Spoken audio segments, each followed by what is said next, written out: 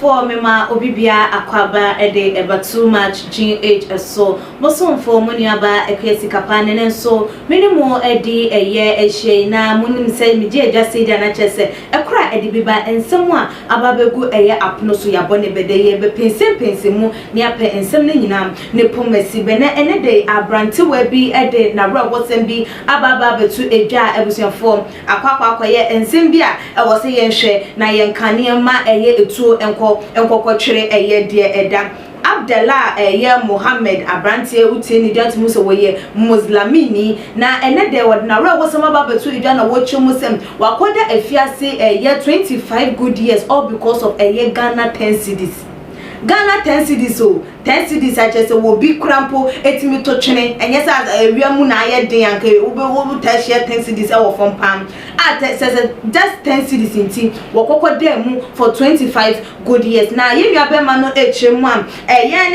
ne maame ene ne papa wo mu ejai aware ama chese wo no de ne ejai na brabo ede ama no ne nana na den etie na ne nana kire no ntete pa ema ne hunu nyoma eni so na abaye yichiri mam na no awie bi na chese woni ne yonko baabi na enam kumase aboabo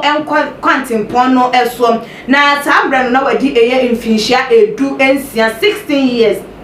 na woni ne yonko ba no enam aboabo kwan na eso no na wo hia emrante wa bi nsuso na wo mo nsuso enam ekwan na eso eba empofri mo na wo mo duro ne nchen na no mo start se wo mo accuse no se wafa wo mo 10 cedis no chese wo mo twe no yerede edi no kokko pie mo ewo aboabo police station se wo mo se wo wi ani sika abra wo no krampo no woni ho hwe asem no wonte ho mpanin sem bia eda nanso so wo mo ede ahye eno na wo chimu se wo insist ye se wo no de enye wo no na ebowura wo mo ede mo honum ekokofa sika no na wo no wonim wo mo ewo baabia nanso so den a nipa wo no de waye wadwensa anase ya bone pass wo memedu bone de wo ye den enye wo no kura wo ka bie na ye tie na eno na chese edidimu da na chese wo mo pressure police for wo mo pressure wo mo na edumre bi sem wo mo ede no ekokopie mu ewo court se wo mo ko akwakodi na sem na wo da remand for so many months for a month na chese na wo for ne na fofo ni nuanom na yonko fo chese no obia enim ne whereabout se wote ase se wo 1 month na woda remand na obia enim all because of asem fasha ye dey eto ne so na enum na chese wo twemu se omo de so bo ne ebo no edueduemu ha posifo na ha wo mo na chese wo de court na judge a wotena asem no eso no nso no wo no nso edi asem no wo hwe a wo ye nhwehwemu enya so de asem akwa piem wanti na chese wasem de court nti ne ye bedi amam na nso so judge ni a wotena etie ensem no emuo no ye nhwehwemu no abrante Abdallah Muhammad echiremu a na judge ni no editu nanimo se abrante ensem we ya de to so yidie u chese enya de se udi bem ewom enya no kre like undi bem and I say enya de say me hu how me putting no ma want say like ade no onye guilty of allegations ye dey den ato ne so onye guilty of allegations ye dey egu ne so na so wakwa ye judge ni wono won dey asem ending kugoda won di asem endi kugo na say won di asem ma yen ka say judge we dey wodi asem no na ye dey akọ edi etianinti no wo hwe san different power ana tumi a ye dey duani mu Ghana for di ama no mpani for di ama no na wo so ogina ni tumi no so sentence no na wo sentence na wo dey ne kom 25 good years so won ko ye adwumaden na brand ni chema na chese nka ya bo afanitim anka ya ne se edambo bi na ede aman because odua na ensiso se nipa da se netimi aka chen se ade we die eye no kure se nya na wuwiaye nanso wonim no kure ne pefe se abrante yi enye guilty e for allegations aye de ama no nanso ni nyina mu no wo hweye e de ne tu mu no na che se wo dan nsem ne bofa ne ti no hwe se de court judge ni gina ho e keka nsem na wo hwe se de oni di nkomo wiye na afi wo sa kwa akire kwa ka kire ne se wo sentence no na afi de na kwa ye ne se we se wo ontinsi dwomumpo a enesam na abrante di ensem no etu edwa na ma me hu se Ghana hanom emra no ohu ekuma bi ekutia eye ebi woni sika a utise dwanti wonsem kokoto kwampo na enya de se ibedi ede ama na judge na wo hu se asem we die abrante yi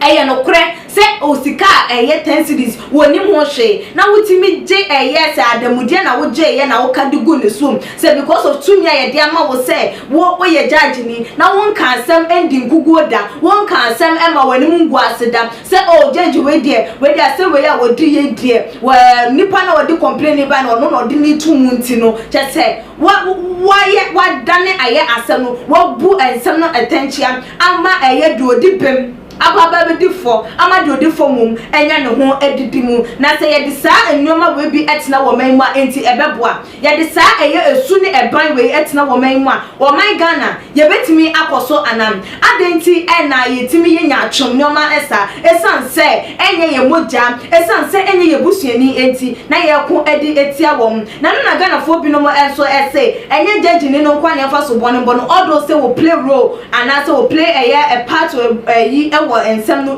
nanso so eye mrante wana wo mu ehyi abrante ni edi sabon ni se die ewiase ba bia edro eno no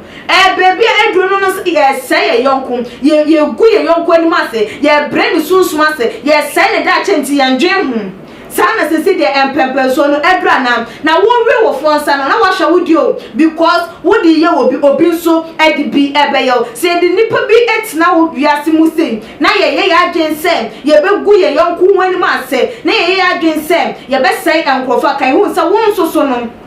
won chire bo wa asasi so won so eye den ya wo mre ebe den ebe so na wutie eye abrante ne nsem a wodi atudwa de judge ni ye enti etwaye enti sa judge woda so eye judge we wo mai mu a ye hwe ne se dan da wo bu nkrofo ensem na che se Ghana enkrofo mu da prison krapo no enye wo mu nyina ena di boni o abusua enti ema mpani for eden ena mo so mo ya fa eye abrante ne nsem odi atu edwaye hu ebra so se ye ma ye ni eda honum ebra so se eye yehwe ema ajaje for a lawyer for eye ademude wo mo age epu intention no yetete eye eso se de be ya eye timamufo so ebetimi enya justice ede ama wo mo ekra abusuafo wutie abrante yi ne nsem a wodi atu edwa ne de judge ni wudi ni ne namfofo ana se eye enkrofo wo mo hia no etwa entwato so we ede atu ne so ya den ena wo susu betimi aka ede afa ho eye se emrante wane maba wa efa eye satirimupo we o efa wo mo ankasa eyonko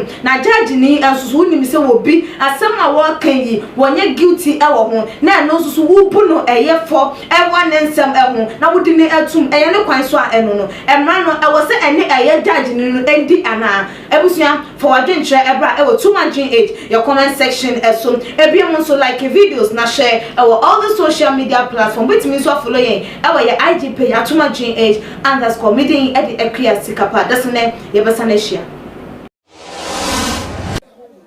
too much GH. Me did akose Japan. E brepi am bese me TV. Me share too much GH. Omo de move for. Hey, omo sports and as entertainment. Hey, omo de move for. Mo koso show mo. No any by GD bia. Me da ma say love you. Too much GH. We are boy wate. Shout out to your fans and everybody who is watching Too Much GH. Me did the Isaiah Kodwampo. We between family the great tampo. Mbring. One man come on here Too Much GH. Too much GH. Mo too much. Na me so me I'm more fire.